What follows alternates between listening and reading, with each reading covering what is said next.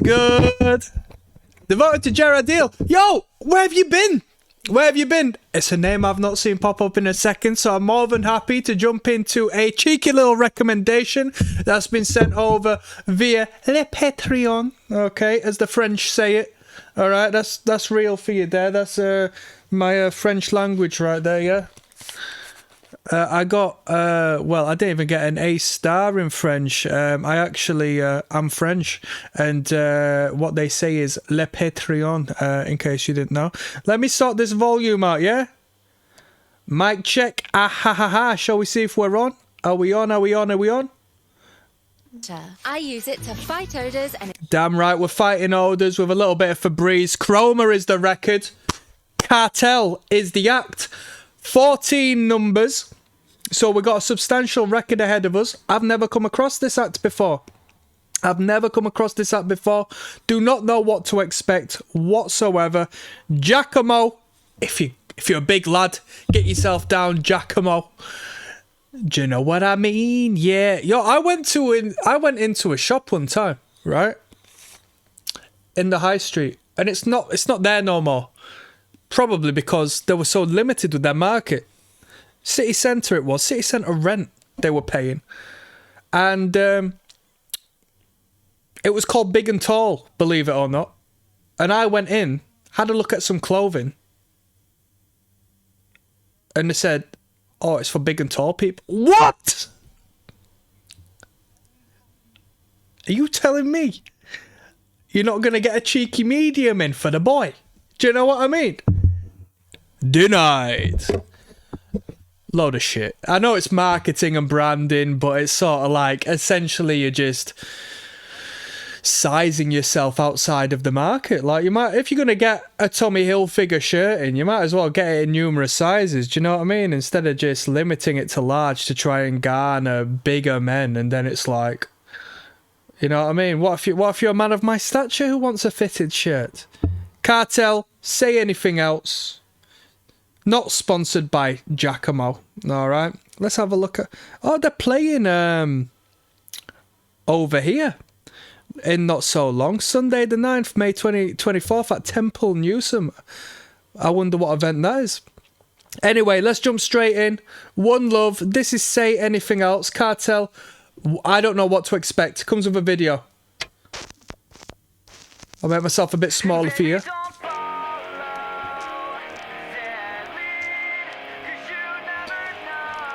Already, I think this might be a flavour. This might be a flavour. Let's find out where we're going. 3.8 million views on this.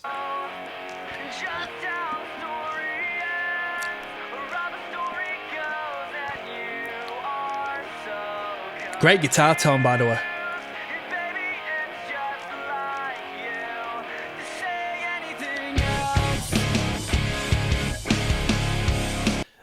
Are we going to put an estimate on when this was released? I'm going to say... Now, I'm going to start off with a time frame. And it says 16 years ago down there. I can't even do the maths. At first glance, I'd say a time window. Because that's just when it was uploaded on YouTube, not the release of the record. I'll say 2003... to 2007. That's the window. In there, I'm going to say... I'm not getting 2004. I'm going to say 2005. I'm going to say... I'm saying 2003. I'm saying 2003. Let's have a look. When was this released? 2006? Sony BMG 2006?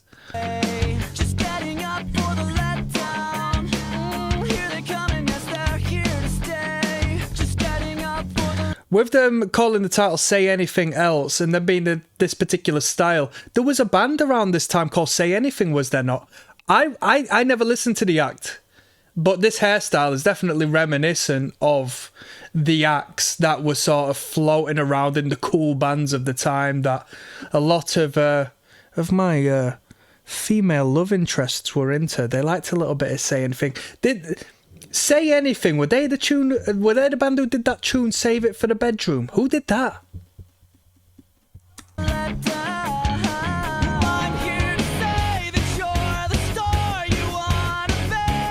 I want to put some respect on the bald dude in the band.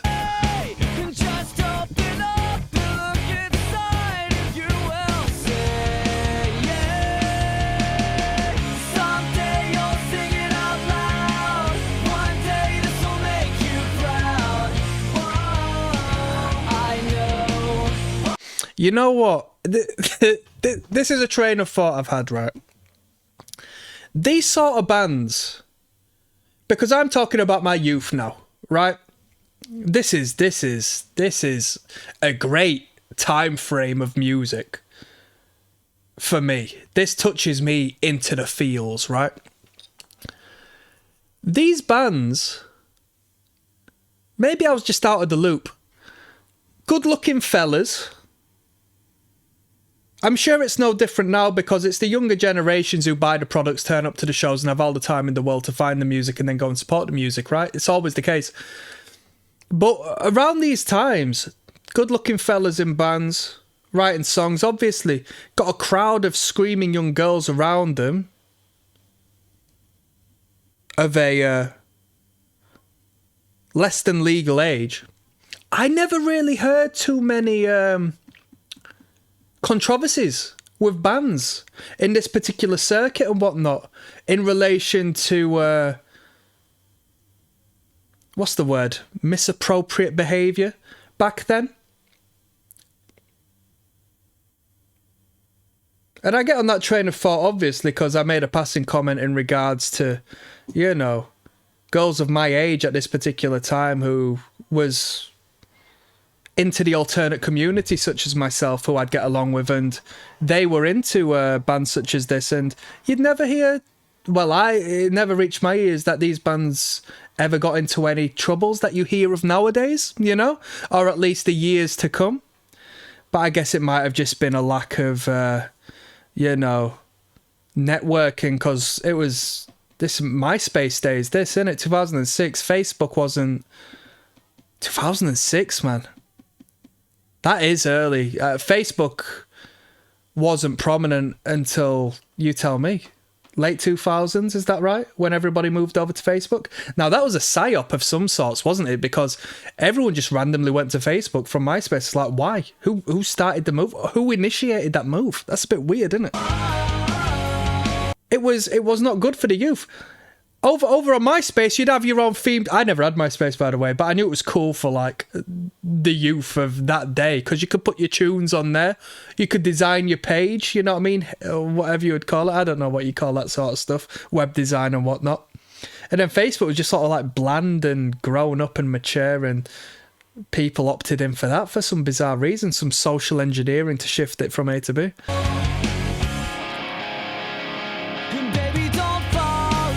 Come on now.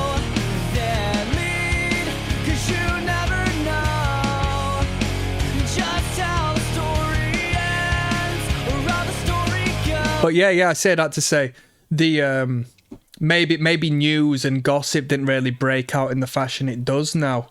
And that's it. Yeah, I didn't really hear too many controversies, to be honest. And I was pretty linked in with a lot of... I'm not going to start name dropping, but as far as England is concerned, and a lot of bands who are massive now, I'd hear stories about these characters, and I was a part of a community who had their own opinions of these people on a very, very foundational roots level. Very big characters now. God bless them, you know?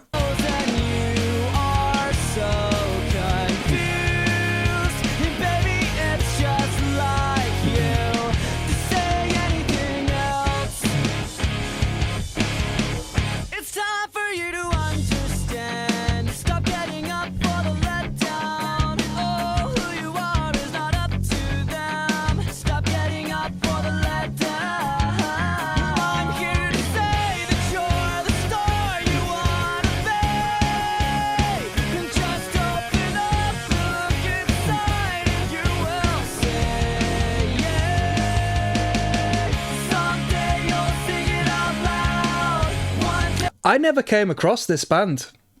I'm surprised.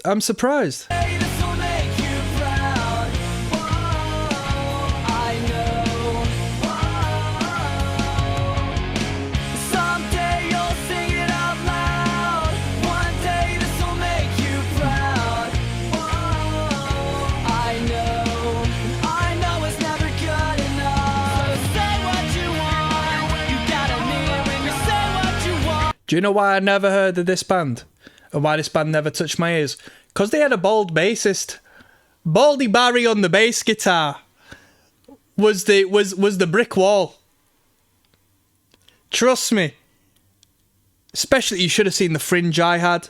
You should have seen the gel in the back of my hair. Looked like Sonic the Hedgehog. Pa pa pa pa pa.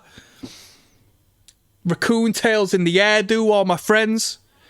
To be honest, I knew a broad community of people. Skinheads, punks, moshers, metalheads, brutal kids, scene kids. I like my brutal music, but I was a scene kid for a minute, you know? Nobody admitted to being a scene kid, but we were.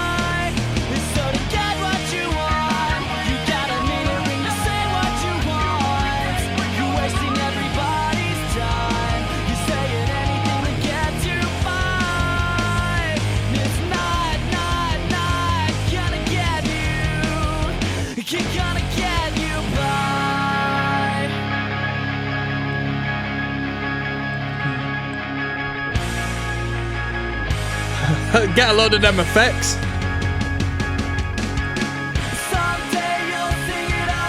You don't see V-necks anymore. Good V-neck.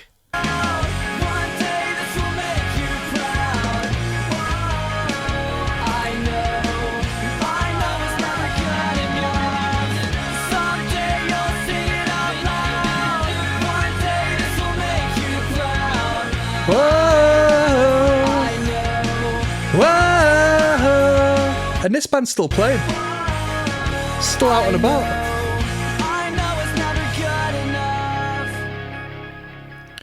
I reckon these dudes are still handsome. This is a good looking band. This is a good looking band. We got Barnett at the back, hairdo on the drum kit. We got Mr. Exotic on the left hand guitar with the facial hair. Baldy Barry's even pulling off the trim beard. Got the shape up, the fresh shape up. He's the alternate approach. And we got slender long sleeve, man.